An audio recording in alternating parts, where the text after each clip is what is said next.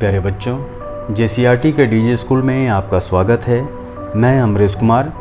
आज अपशिष्ट जल कारण व निपटान के पाठ 4 के अंतर्गत सार्वजनिक स्थलों पर स्वच्छता एवं इस पाठ से संबंधित अभ्यास प्रश्नों पर चर्चा करूंगा। अभ्यास प्रश्नों को बनाने के लिए आप सभी को सप्तम वर्ग विज्ञान के पाठ 4 अपशिष्ट जल कारण व निपटान शीर्षक के अंतर्गत मेरे द्वारा बनाए गए वीडियो के पार्ट 1, पार्ट 2 और पार्ट 3 को पूरा देखना आवश्यक है ताकि पाठ से संबंधित आपकी समझ पूरी हो पाए। इसके साथ ही अगर आप सब मेरे चैनल पर नए हैं तो इसे सब्सक्राइब करें और इस वीडियो को लाइक करें। भारत एक बड़ी आबादी वाला देश है। यहाँ समय समय पर मेलों, पर्व, त्यौहार, हाट बाजार, राजनीतिक एवं सांस्कृतिक कार्यक्रमों का आयोजन होता रहता है जिसमें बड़ी संख्या में लोग भाग लेते हैं।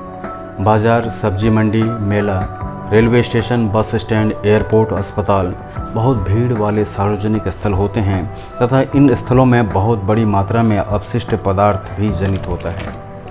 इन अपशिष्टों का निपटान बहुत ज़रूरी है, अन्यथा कई तरह की बीमारियां हो सकती है। सरकार द्वारा स्वच्छता के कुछ नियमित मानक निर्धारित किए गए हैं, किंतु इसे सख्ती से लागू नहीं किया जाता है।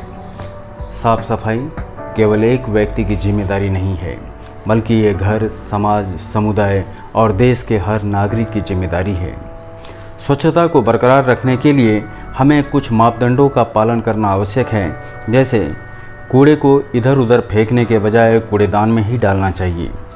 नष्ट होने वाले कूड़ा करकट, जिसे बायोडिग्रेडेबल कहते हैं, जैसे कागज़, पत्ता, बचे हुए खाद्य पदार्थ इत्यादि को गड्ढे में डालकर कंपोस्ट खाद बनाना चाहिए।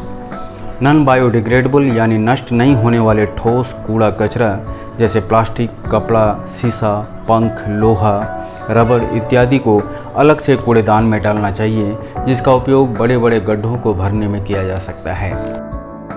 नष्ट नहीं होने वाले कूड़ा कचरा को कभी भी नाली या सिंक में नहीं डालना चाहिए। बचे हुए खाद्य पदार्थ को कदापि प्लास्टिक कवर में डालकर नालियों में या बाहर नहीं फेंकना चाहिए। पर्यावरण को बचाने के लिए वृक्षारोपण करना आवश्यक है।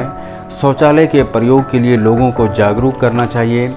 इन सभी उपायों के अलावा हमें वाहित मल के दुष्प्रभाव से मुक्त होने के लिए स्वयं जागरूक होना पड़ेगा और समाज को भी प्रेरित करना होगा। अब मैं इस पाठ के अभ्यास प्रश्नों पर चर्चा करूंगा। आप सभी इसे ध्यान से देखें और समझें। सबसे पहले रिक्त स्थानों की पूर्ति करें।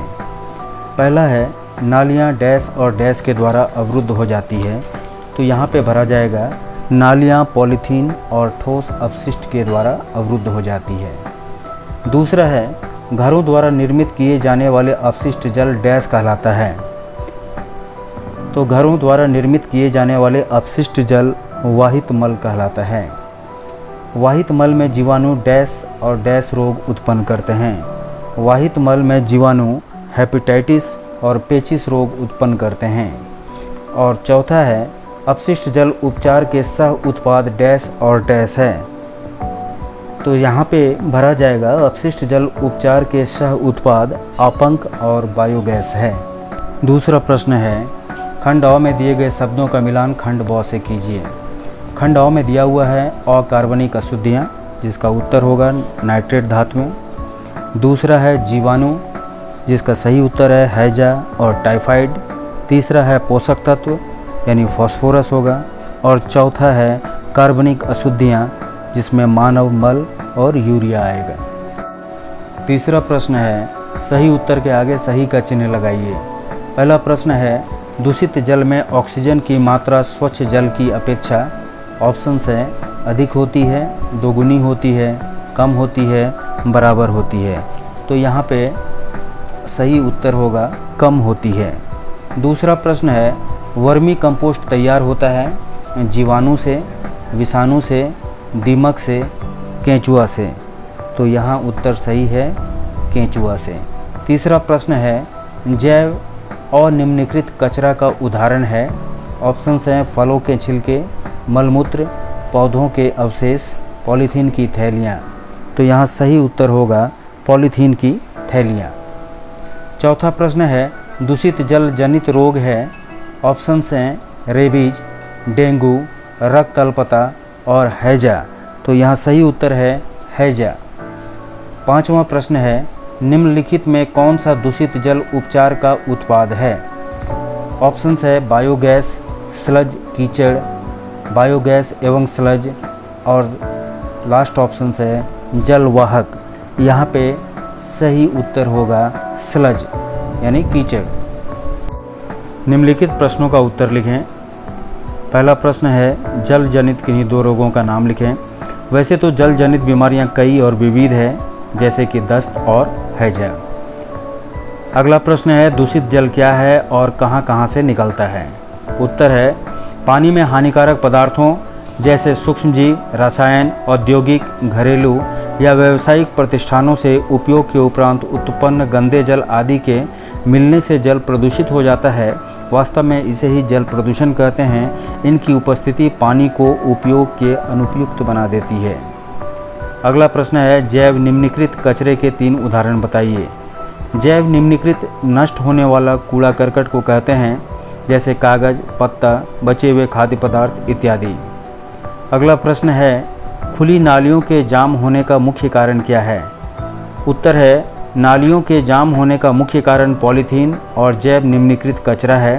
प्रतिदिन हजारों की संख्या में उपयोग के बाद पॉलीथीन फेंके जाते हैं। बेकार पॉलीथीन नालियों में गिरकर नाली को जाम करता है। अगला प्रश्न है शहरों में नगर निगम का कार्य बंद हो जाने पर क्या होगा? उत्तर है नगर निगम के मुख्य कार्य हैं जल शोधन और आपूर्ति, मल जल उपचार और निपटान, कचरा निपटान और सड़क सफाई, ठोस अपशिष्ट प्रबंधन, भवनों, सड़कों तथा गलियों का रखरखाव, सड़क प्रकाश, पार्कों और रिक्त खुले स्थानों का रखरखाव, कब्रिस्तान एवं शवदाह गृह। नगर निगम का कार्य बंद हो जाने से उपर्युक्त व्यवस्थाएं प्रभावित होंगी, साथ ही साफ सफाई के अभाव में चारों ओर गंदगी फैल जाएगी। अगला प्रश्न है अशुद्ध जल को साफ करने वाले 3 पदार्थों का नाम लिखिए। अशुद्ध जल को साफ करने वाले 3 पदार्थ हैं फिटकरी, क्लोरीन एवं हैलोजन की गोलियां। अगला प्रश्न है कीटनाशकों तथा उर्वरकों के बेतहाशा उपयोग से जल दूषित कैसे हो रहा है? कीटनाशक तथा उर्वरक के ज़्यादा इस्तेमाल से भूमि की उर्वरा शक्ति कम हो रही है तथा यह कीटनाशक जमीन में रिसकर भूजल को जहरीला बना रहा है। नदियों, तालाबों तथा अन्य जल स्रोतों में बहकर वहाँ के पानी को जहरीला बनाता है, जिससे इंसानों के साथ साथ पशु पक्षियों और पर्यावरण को खासा नुकसान पहुँच रहा है।